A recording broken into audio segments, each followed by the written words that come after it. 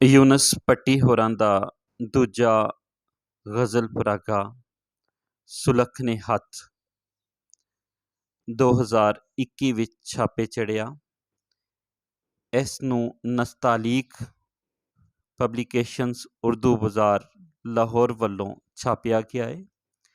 ਇਸ ਦੇ ਕੁੱਲ ਸਫ਼ੇ 128 ਅਤੇ ਮੁੱਲ 500 ਰੁਪਏ ਨੇ। ਯੂਨਸ ਭੱਟੀ ਹੋਰਾਂ ਦਾ ਇੱਕ ਗ਼ਜ਼ਲ ਪਰਾਗਾ ਦਿਲ ਦੇ ਵਾਘੇ ਛਪ ਚੁੱਕਿਆ ਹੈ ਅਤੇ ਪੰਜਾਬੀ ਸ਼ਾਇਰੀ ਵਿੱਚ ਆਪਣੀ ਪਛਾਣ ਜਿਹੜੀ ਹੈ ਉਹ ਉਹਨਾਂ ਨੇ ਬਣਾ ਲਈ।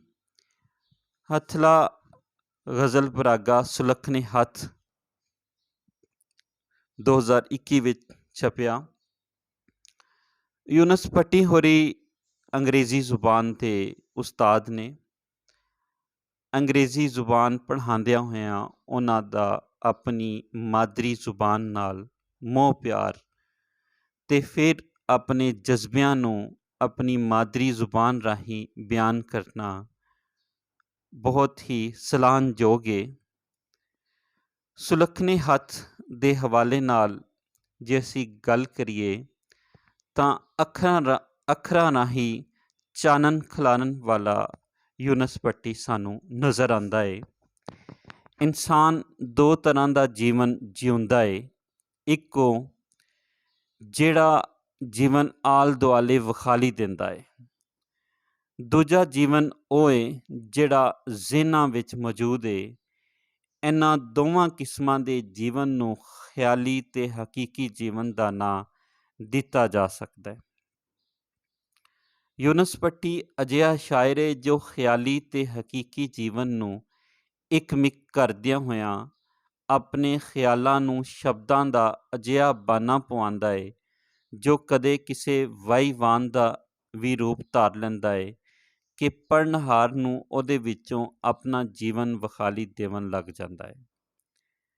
ਅਤੇ ਸੁਲੱਖਣੇ ਹੱਥ ਵਿੱਚ ਧਰਤ ਨਾਲ ਜੁੜੇ ਲੋਕਾਂ ਦਾ ਬਿਆਨੀਆ ਹੈ, ਉਹਨਾਂ ਦੀ ਵਾਰਤਾ ਹੈ। ਕਿਸਾਨਾਂ ਦੇ ਜੀਵਨ ਅਤੇ ਉਸ ਦੇ ਹੱਕਾਂ ਲਈ ਉੱਠਦੀ ਲਹਿਰ ਨੂੰ ਉਸ ਦੇ ਸ਼ੇਅਰਾਂ ਵਿੱਚੋਂ ਪਾਲਿਆ ਜਾ ਸਕਦਾ ਹੈ। ਯੂਨਸ ਭੱਟੀ ਆਪਣੇ ਖਿਆਲਾਂ, ਸੋਚਾਂ ਅਤੇ ਹਕੀਕੀ ਜਜ਼ਬਿਆਂ ਨੂੰ ਕਿਸੇ ਮਿਲਾਵਟ ਤੋਂ ਬਗੈਰ ਪੜ੍ਹਨਹਾਰਾਂ ਦੇ ਸਾਹਮਣੇ ਰੱਖਿਆ ਹੈ। ਇਹ ਸ਼ਾਇਰ ਦੀ ਫਿਤਰੀ ਜ਼ੁਬਾਨ ਹੁੰਦੀ ਹੈ। ਪੰਜਾਬੀ ਗ਼ਜ਼ਲ ਦੇ ਪਿੜ ਵਿੱਚ ਜਿੱਥੇ ਖਾਸ ਲਫ਼ਜ਼ਾਵਲੀ ਅਤੇ ਫਿਕਰੀ ਅਸਰਾਤ ਤੋਂ ਬਾਹਰ ਲਿਆਉਣ ਦਾ ਚਾਰਾ ਕੀਤਾ ਜਾ ਰਿਹਾ ਹੈ, ਉੱਥੇ ਅਜੋਕੇ ਸਮੇਂ ਦੇ ਨਵੇਂ ਮੌਜ਼ੂਆਤ ਨਾਲ ਵੀ ਇਸ ਨੂੰ ਸ਼ਿੰਗਾਰਿਆ ਜਾ ਰਿਹਾ ਹੈ। ਸਾਡੇ ਇਸ ਸ਼ਾਇਰ ਕੋਲ ਪੜ੍ਹਨਹਾਰ ਨੂੰ ਗ਼ਜ਼ਲ ਸੁਣਾਉਣ ਲਈ ਢੇਰ ਨਵੇਂ ਮੌਜ਼ੂ ਨੇ ਜਿਨ੍ਹਾਂ ਨੂੰ ਉਸ ਵਧੀਆ ਢੰਗ ਨਾਲ ਨਿਭਾਉਣ ਦਾ ਯਤਨ ਕੀਤਾ ਹੈ। ਆਪ ਦੇ ਸ਼ੇਅਰਾਂ ਵਿੱਚ ਤਹਿ ਦਰ ਤਹਿ ਡੂੰਘਾਈ ਵੀ ਮਿਲਦੀ ਹੈ ਅਤੇ ਪੰਜਾਬੀ ਜ਼ੁਬਾਨ ਅਤੇ ਅਦਬ ਨਾਲ ਮੁਹੱਬਤ ਦਾ ਪੱਖ ਵੀ ਨਜ਼ਰ ਆਉਂਦਾ ਹੈ। ਜਿਵੇਂ ਕਿ ਉਹ ਲਿਖਦੇ ਨੇ, ਖ਼ਾਬਾਂ ਦੀ ਤਾਬੀਰ ਪੰਜਾਬੀ, ਮੇਰੀ ਕੁੱਲ ਜਾਗੀਰ ਪੰਜਾਬੀ।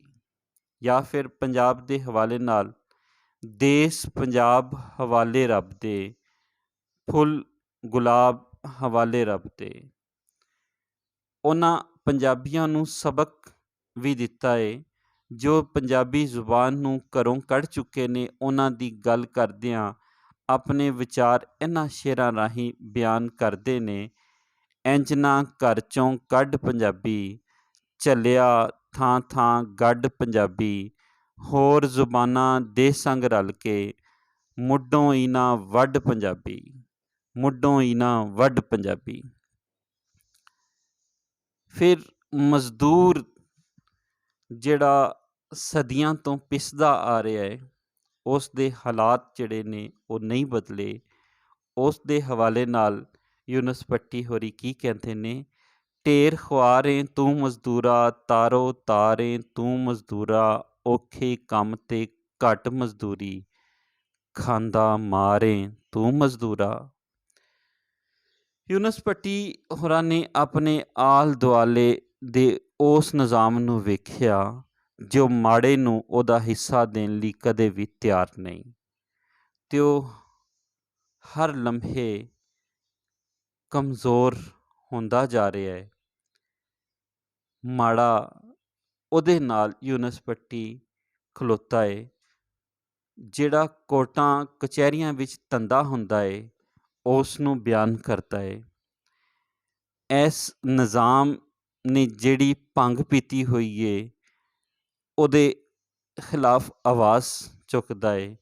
ਬਾਜ਼ਾਰਾਂ ਵਿੱਚ ਜ਼ਰੂਰੀਆਤੇ ਜ਼ਿੰਦਗੀ ਜਿਹੜੀ ਏ ਉਹ ਕਿਵੇਂ ਮਹਿੰਗੀ ਹੋਈ ਜਾ ਰਹੀ ਏ, ਕਿਵੇਂ ਉਸ ਨੂੰ ਗਰੀਬ ਕੋਲੋਂ ਦੂਰ ਕੀਤਾ ਜਾ ਰਿਹਾ ਹੈ ਅਤੇ ਗਰੀਬ ਕਿਵੇਂ ਅੱਡੀਆਂ ਰਗੜ ਰਗੜ ਕੇ ਮਰ ਰਿਹਾ ਏ, ਉਸ ਦਾ ਮਾਜ਼ੀ, ਹਾਲ ਅਤੇ ਮੁਸਤਕਬਲ ਕਿਵੇਂ ਦਾ ਏ।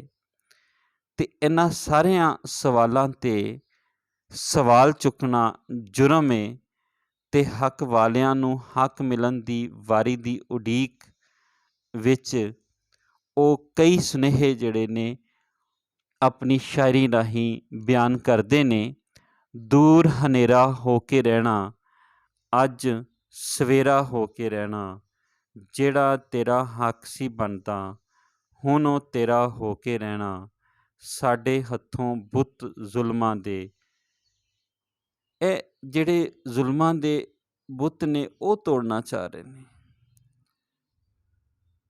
ਫਿਰ ਤਬਦੀਲੀ ਦਾ ਨਾਅਰਾ ਲਾਉਣ ਵਾਲਿਆਂ ਦੀ ਗੱਲ ਅਤੇ ਤਬਦੀਲੀ ਦੀ ਆਸ ਰੱਖਣ ਵਾਲਿਆਂ ਦੀ ਗੱਲ ਨੇ ਇਸ ਦੇਸ਼ ਵਾਸੀਆਂ ਦੀ ਜੀਵਨ ਵਿੱਚ ਵੱਡਾ ਕਿਰਦਾਰ ਅਦਾ ਕੀਤਾ।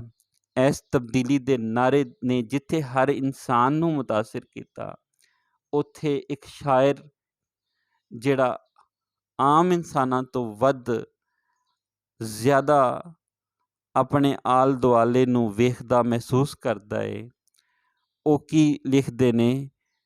ਬੰਨ੍ਹ ਦਿਆਂਗੇ ਸਾਰੇ ਚੋਰ ਗੱਲਾਂ ਸੀ ਬਸ, ਬੰਨ੍ਹ ਦਿਆਂਗੇ ਸਾਰੇ ਚੋਰ ਗੱਲਾਂ ਸੀ ਬਸ, ਜੋ ਤਬਦੀਲੀ ਦਾ ਸੀ ਸ਼ੋਰ ਗੱਲਾਂ ਸੀ ਬਸ, ਅਸੀਂ ਤੇ ਨਹੀਂ ਲੁੱਟ ਮਚਾਉਣ ਵਾਲਿਆਂ ਵਿੱਚੋਂ, ਅਸੀਂ ਹਾਂ ਸੁਥਰੇ ਸਾਫ਼ ਤੇ ਹੋਰ ਗੱਲਾਂ ਸੀ ਬਸ, ਕੋਰਟ ਕਚਹਿਰੀ ਸਗਵੇਂ ਧੱਕੇ ਪੈਂਦੇ ਪਏ, ਬਦਲਾਂਗੇ ਇਨਸਾਫ ਦੀ ਟੋਰ ਗੱਲਾਂ ਸੀ ਬਸ।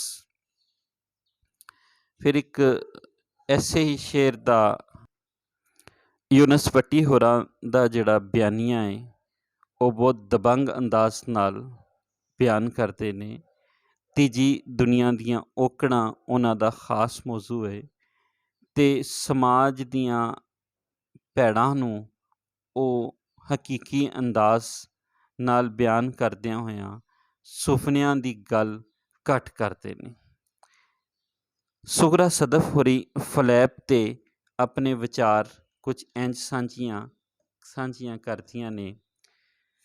ਯੂਨਸ ਭੱਟੀ ਹੋਰਾਂ ਦੀਆਂ ਪੰਜਾਬੀ ਗਜ਼ਲਾਂ ਪੜ੍ਹ ਕੇ ਅੱਖਾਂ ਸਾਹਮਣੇ ਉਹ ਸੁਪਨੇ ਧਮਾਲ ਪਾਉਣ ਲੱਗ ਪਏ, ਜਿਨ੍ਹਾਂ ਦੀ ਨੀਂਹ 'ਤੇ ਉਹਨਾਂ ਨੇ ਸੁਲੱਖਣੇ ਹੱਥ ਦੀ ਉਚੇਚੀ ਕੰਧ ਉਸਾਰੀ ਏ। ਹਰ ਸਫ਼ੇ 'ਤੇ ਜਗਮਗ ਕਰਦੇ ਨਵੇਕਲੇ ਰਚਾਓ ਨਾਲ ਭਰੇ ਸ਼ੇਰ ਵਾਜਾਂ ਮਾਰਦੇ ਆਖਦੇ ਨੇ, ਉਹ ਛੇਤੀ ਛੇਤੀ ਵਰਕੇ ਉਲਟਣ ਵਾਲਿਓ ਝੱਟ ਰੁਕ ਜਾਓ, ਮੇਰੇ ਅੱਖਰਾਂ ਦੀ ਡੂੰਘਿਆਈ ਵੱਲ ਧਿਆਨ 'ਤੇ ਦਿਓ। ਯੂਨਸ ਭੱਟੀ ਨਵੀਂ ਪੰਜਾਬੀ ਗਜ਼ਲ ਦਾ ਬਹੁ ਵਧੀਆ ਸ਼ਾਇਰ ਏ। ਇਹ ਕਿਤਾਬ ਸ਼੍ਰੀ ਗਜ਼ਲ ਪਰਾਗਾ ਨਸਤਾਲੀਕ ਗਜ਼ਨੀ ਸਟਰੀਟ ਉਰਦੂ ਬਾਜ਼ਾਰ ਲਾਹੌਰ ਨੇ ਛਾਪਿਆ ਏ। ਆਸ ਕਰਨੇ ਹਾਂ ਕਿ ਪੰਜਾਬੀ ਗਜ਼ਲ ਦੇ ਵਿੱਚ ਯੂਨਸ ਭੱਟੀ ਹੋਰਾਂ ਦੇ ਹੋਰ ਗਜ਼ਲ ਪਰਾਗੇ ਸਾਹਮਣੇ ਆਉਂਦੇ ਰਹਿਣਗੇ ਅਤੇ ਉਹ ਇੰਝ ਹੀ ਪੰਜਾਬੀ ਅਦਬ ਦੀ ਸੇਵਾ ਕਰਦੇ ਰਹਿਣਗੇ।